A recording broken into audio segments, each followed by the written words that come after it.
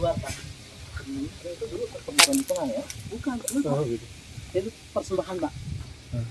Dulu itu udah ada konsep ini tempat persembahan. Semacam memuja gitu kan. Ya, mungkin orang yang awam memuja batu bukan. Nah, jadi ada sesuatu di sini yang gaib, tidak bisa diperumpamakan. Itu kan itu bahasa filosofinya. Mereka memohonlah kepada yang gaib. Zaman itu leluhur atau nenek moyang. Nah, makanya ada ilmuwan arkeologi Gunung Padang ini fungsinya dulu tempat pemujaan arwah para leluhur. Nah, pemujaan di sini mungkin mindset yang dangka itu menyembah, bukan mati nyembah. Muja itu menghormati. Ibarat kita seorang anak harus menghormati kepada ibu dan bapak. Mengingatkan. Betul gitu. Pak, itu filosofinya. Nah itu di sini memohonlah kepada Sang Pencipta kan. Ini langsung lolos antara bumi dan langitnya.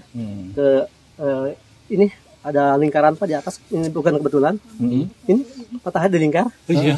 Ya. Ini jarang terjadi Pak. Ini apa kebetulan kita tidak menjelaskan sini itu bukan kebetulan. Karena Tuhan itu tidak mendengar apa yang kita sampaikan benar. Nah, ini ibu ini bukan kebetulan. Kita semua menyebut Bapak. Alhamdulillah. Indikator. Iya. Kenapa saya pas di atas? Pelangi lingkar. Itu simbol-simbol Pak. Ini 7 warna. Iya. Kalau habis hujan sih percaya kan? Ini nggak hujan nggak apa. Iya. Nah, pas banget lagi di atas kita ya. Ya. Ini kejadian. Nah ini Pak, orang tua dulu kenapa menciptakan batu ini segi 5? 1, 2, 3, 4, 5 atau 5 sudut Pak? Atau 5 sisi? 1, 2, 3, 4, 5. Karena Gunung Padang ini selalu identik dengan 5. Era 1 atau halaman 1 hingga 5. Tadi saya katakan gerbang itu Pak tengah 5 gerbang. Tadi sebelah kiri itu ada 5 batu numpuk ya. Dan meja ini 5 sisi. Kenapa? Karena batu-batu ini dominan segi 5 Pak. Kayak gini. 1, 2, 3, 5. Bapak perhatikan di belakang Bapak, di sini Bapak. 1, 2, 3, 4, 5. Walaupun tipis Pak. 1, 2, 3, 4, 5. 1, 2, 3, 4. Ada juga yang 4 Pak. Yang paling banyak 5. Nah ini kenapa bahkan dilingkari 5 bukit Pak. Menghadap 5 gunung sejajar. Tadi Bapak nanya Gunung Gede, di sana Pak Gunung Gede. Ini lurusnya ke arah Gunung Gede Pak. Gunung Gede. Kalau di Cianjur mah yang Surya Kencana. Kenapa? Nah, orang yang nggak paham siapa itu Surya Kencana? Itu ada definisi. Surya itu kan cahaya, Kencana itu perjalanan keemasan kemuliaan. Artinya Surya Kencana itu adalah jalan yang lurus atau jalan yang baik atau jalan bercahaya. Jadi dulu itu ada konsep itu jauh sebelum ada agama Pak. Tapi konsepnya sudah ada. Artinya apa? Orang tua dulu pencipta Gunung Padang ini orangnya sudah bertauhid. Yang dikatakan animisme, dinamisme sudah monotheism. Sudah Tuhan yang esa. Tuhan itu esa, Tuhan itu tunggal. Dan apapun agamanya, ya Tuhan itu esa. Masa beda agamanya Tuhannya beda? Ya Tuhan itu ya Allah Pak. Kan itu itu diambil dari filosofi. Nah artinya bahwa Gunung Padang ini tidak ada sekat perbedaan suku ras agama. Orangnya datang ke sini saya hormatin Pak karena ini tempat kebudayaan. Itu Pak tidak ada perselisih paham. Silahkan di sini ada yang mau apa, yang penting tidak boleh merusak. Silahkan berdoa menurut kepercayaan agamanya masing-masing. Ya. Saya sering Pak menghadapi dari Bali karena Bali dominan dengan tempat sini sangat menghargai Pak Bali itu. Di sini mereka bakar dupa, ini bakar dupa Pak. Dari Bali, dari Hindu kabar doa. Saya paham konsepnya seperti apa, kenapa mesti ke timur. Karena itu simbolnya menyongsong matahari terbit. Karena menurut logikanya nggak mungkin ada kehidupan di muka bumi tanpa ada matahari yang bersinar. Kehidupan yang hakikatnya sama yang menciptakan matahari itu siapa? Kan Tuhan. Pak. Tapi posisi mejanya memang di bawah begini atau kemarin dia setahu kami Pak dari dulu udah seperti ini. Seperti ini ya. Jadi ada yang mengatakan ini domain. Sebenarnya bukan. Kalau domain itu ada penyangga, kata Bapak ada tiang. Nah, ini hanya begini aja. Jadi ini lebih ke batu datar. Maksudnya untuk persembahan. 5 tamunya berarti duduk kan ya, gitu betul. Ya kita ya. Saya dapat bocoran dari penjaga dulu, saking santunya dulu, setelah mereka berdoa itu mau keluar dari sini saking ini. Betul. Bukan ini mundur. Boleh belakangin ya. Iya. Udah situ barulah. Iya. Karena dianggap yang suci inilah. Nah, seperti itu Pak. filosofinya. Ini ada simbol 5 pijakan jari tangan Pak. Kelingking, jari manis, jari tengah Pak, telunjuk, ini jempol. 1, 2, 3, 4, 5 jempolnya sedikit pagi ini Pak. 1, 2, 3, 4, 5 ini sebagai pijakan jari tangan Pak. Seperti begini. Dari dulu udah seperti ini Pak. Nah, ini. Dan menariknya batu ini mengandung nada itu daminatila da. Kayak gini Pak. Cuma ini musim hujan nggak begitu garing suaranya. Nah, agak hampas lama Pak.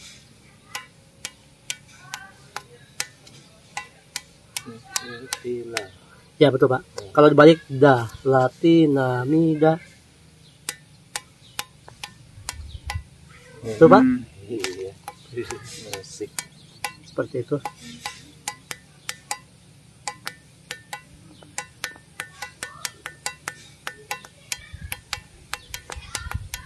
Sayang Pak, ini musim hujan jadi merendam air sehingga tidak begitu nyaring. Kalau lagi musim kemarau Pak, jangan dikit gini pun suaranya Pak bergema. Betul. Seperti itu. Ini mau main Kang Warman. Ya. Batu apa Pak namanya? Batu kecapi. Ini rasanya seperti kecapi Pak. Penontonnya silakan duduk di sini. Nah di batu kecapi ini Pak kita disuguhi dengan simbol ini. Itu kan tadi 5 pijakan jari. Ini kayak goresan gini. Iya. Nah, kalau saya sih melambangkan ini kalau angka enggak 1 Pak ya. Iya. Kalau huruf hijai ini Alif. alif. Nah, sebenarnya alif itu kan tunggal. Tunggal itu esa. Siapa yang esa, siapa yang tunggal? Makanya di situ ada pesan yang itu. Iya. Allah. Bacanya dari kanan ke kiri atau dari kiblat ke timur. Ayatnya itu, Pak. Di sini sudah ada, Pak, dari posisi Bapak. Cuman ini cekung, ini cembung, itu cekung. Nah, ini keluar, Pak, itu ke dalam. Nih. Oh iya. Iya, baca dari Iya, sini. Iya, betul. betul. Allah tulisan lafaz. Luar biasa Pak, udah ada semua zaman dulu. Dan menariknya ini Pak, itu kan 5 nada tadi dan minatila. Karena ini simbol esa atau tunggal. Bahasanya itu sang hyang tunggal Pak dulu. Sang hyang widi ya Tuhannya esa lah. Ini suaranya nggak berubah kayak gini Pak.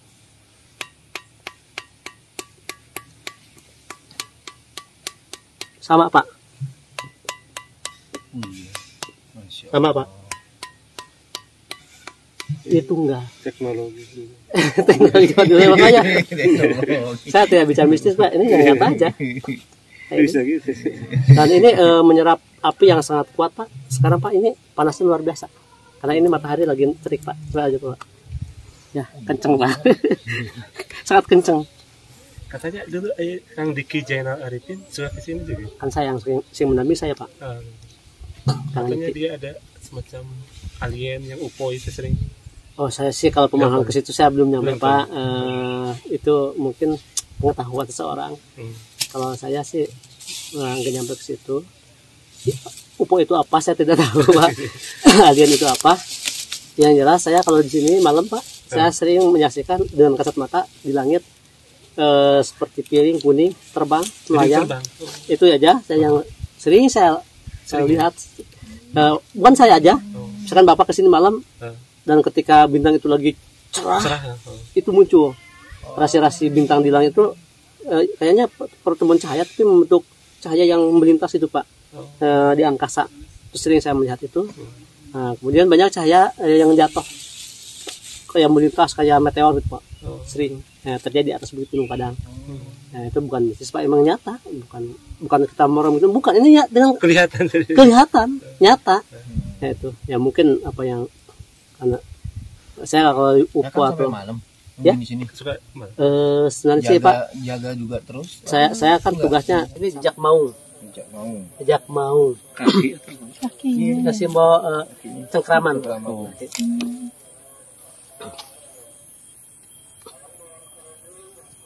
Saya jelaskan sebentar Pak. Iya.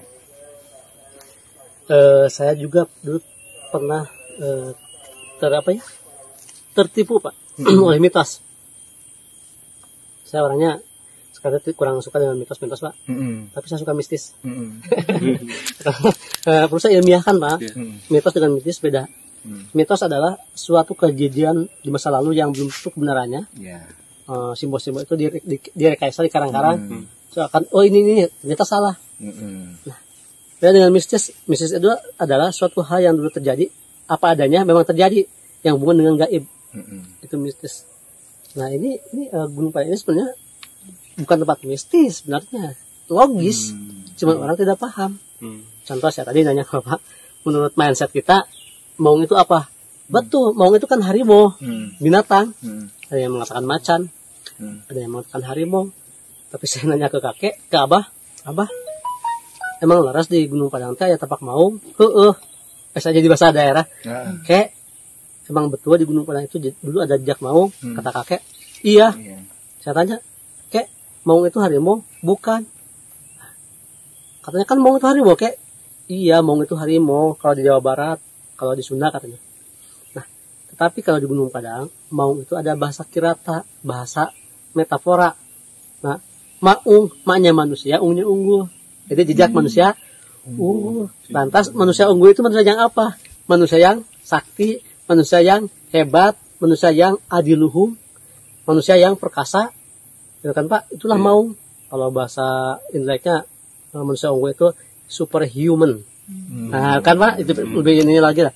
Nah, lantas apakah ini jejak harimau? Nah, dulu Pak bicara mitos. Saking saktinya harimau zaman dulu loncat dari timur, itu kan timur Pak. Batu pun berbekas. Secara logika kita, harimau itu binatang Pak. Batu ini keras, loncat sampai begini masuk akal enggak? Ini sekarang pakai pahat sedemikian rupa, apakah bisa sempurna ini? Tentunya enggak. Narnya apa? Kita jangan bicara siapa yang mungkir inilah, jangan walau alam lah. Tetapi terjadilah kan begitu Pak? Atas izinnya. Kenapa ada cekungan ini? Ada cekungan ini, ada cekungan ini Pak. Nah, ini Pak, setelah saya hitung, kata kakek, Cuk, ini apa? Pijakan kaki manusia 5 jari, cuman melambangkan 9 jari. Maksudnya apa? Itu 1, 2, 3, 4, 5, 6, 7, 8, 9. Kenapa cekungan 9? Ini sebenarnya 5 pijakan jari. Dulu kan lebih besar Pak. Ini tangannya gini. Ini tuh kesini Pak, kesini kan, sini. Nah ini kesini. Dia 5 Pak, kesini nih. Nah ini lebih panjang ini. Nah, punten duduk di sini Pak. Nah, jadi orang tua dulu katanya, ketika berdoa itu seperti ini. Ini kesini Pak. Ini tumit kiri, tumit kanan. Yang namanya Ayang Prabu katanya dulu pegang kata gini. Nah, berdoanya begini sampai merengek Pak. Nah, tetapi wujudnya apa? Matahari terbit. Sunrise di sana, Kak. Begitu. Nah, itulah sehingga dulu bagi orang yang awam kita, dulu itu ketika di sini masih memuja matahari. Nah, ini simbolnya kan ke timur. Bukan memuja, rasa berterima kasih, rasa bersyukur terhadap alam semesta, terhadap matahari. Hakikatnya siapa yang menciptakan matahari? Dalam Pak bahasa itu. Iya. Jangan dipahami semu pendek. Betul. Kenapa ini 9 katanya? Melambangkan 9 ini apa? Terus simbol angka tertinggi itu nilainya 9. Nah, kekiniannya ada yang namanya Wali Songo, Wali 9. Sesungguhnya Wali Songo yang dekat apa? 1, 2, 3, 4, 5, 6, 7, punten di bawah 2 lubang itu. Jadi lubang ada dalam tubuh kita itu ada 9. Siapapun orang yang sudah bisa mencengkram, kan? Lubang yang 9. Pengertiannya luas, mengendalikan, mencengkram, menduduki, menginjak, melangkahkan organ-organnya secara baik dan positif. Tongkat itu kan kelurusan kepada yang tunggal. Itulah ciri manusia. Kalau lubang yang 9 terutama ini yang paling besar, kita sering berdusta, berbohong terhadap istri, terhadap suami, terhadap tetangga, terhadap pimpinan, terhadap bawahan, masih besar lidah, membohong, tidak jujur. Jangan harap kita menjadi manusia unggul. Pendusta. Itu Pak, filosofinya luar biasa Pak ini. Ini sederhana. Nah, kenapa dulu kayak gini? Kan ini prasejarah Pak. Belum ada tulisan, belum ada ABCD, belum ada hurufan yang lain. Simbol-simbol semua.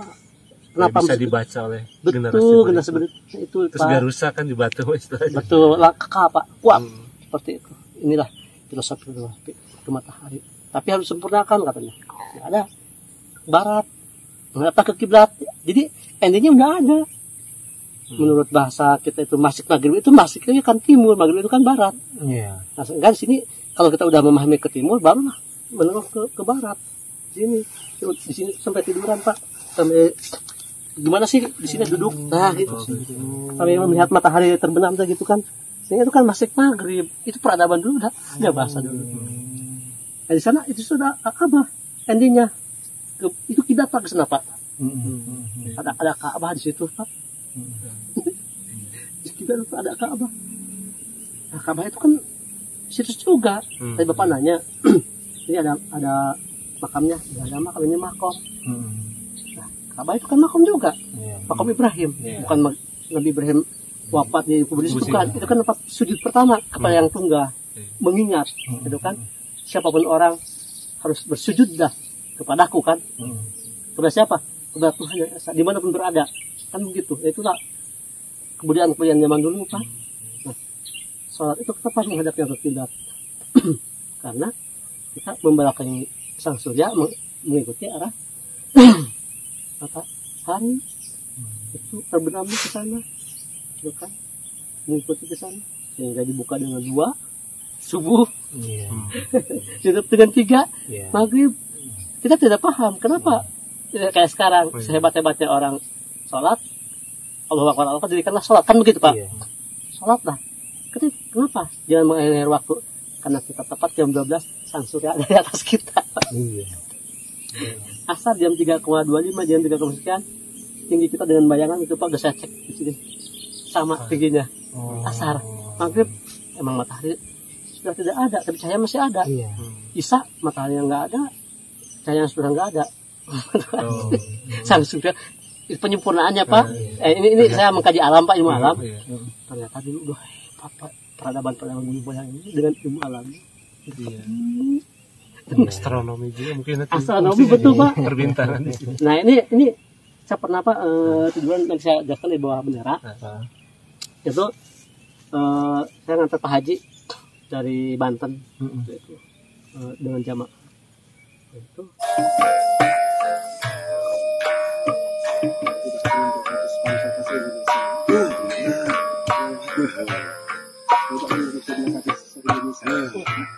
bersama Pak Kadis Parti Cianjur.